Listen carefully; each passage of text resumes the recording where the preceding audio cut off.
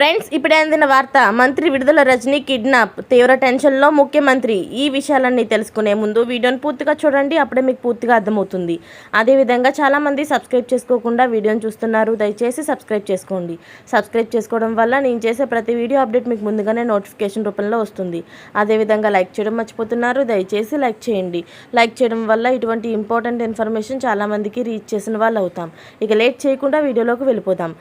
రాజకీయాల్లో అనూహ్య మార్పులు చోటు చేసుకుంటున్నాయి. నామినేషన్కు గురువారం చివరి రోజు కావడంతో నేతలందరూ కూడా ఆర్ఓ కార్యాలయానికి క్యూ కడుతున్నారు.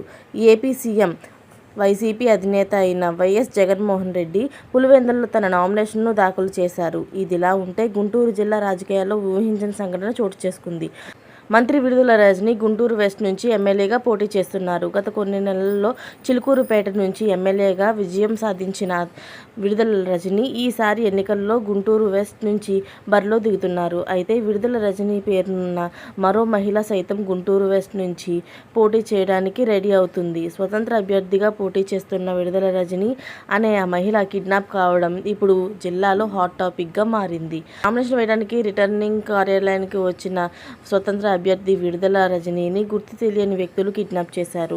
రిటర్నింగ్ అధికారి కార్యాలయంలో ఉన్న ఆమె అక్కడి నుంచి బలవంతంగా నామినేషన్ వేయకుండా తీసుకువెళ్లారు. ఆ మహిళను వైసీపీ నాయకులే కిడ్నాప్ చేశారని టీడీపీ నేతలు ఆరోపిస్తున్నారు. స్వతంత్ర అభ్యర్థిగా ఆ మహిళ పోటీ చేస్తే వైసీపీకి నష్టం వాటిల్లుతుందనే ఆ పార్టీ నాయకులు స్వతంత్ర అభ్యర్థిని కిడ్నాప్ చేసి ఉంటారనే అనుమానం వ్యక్తం చేస్తుంది. ఇలాంటి లేటెస్ట్ అప్డేట్స్ అన్ని మీరు ముందుగానే పొందాలి అనుకుంటే ఛానల్ని సబ్స్క్రైబ్ చేసుకోండి.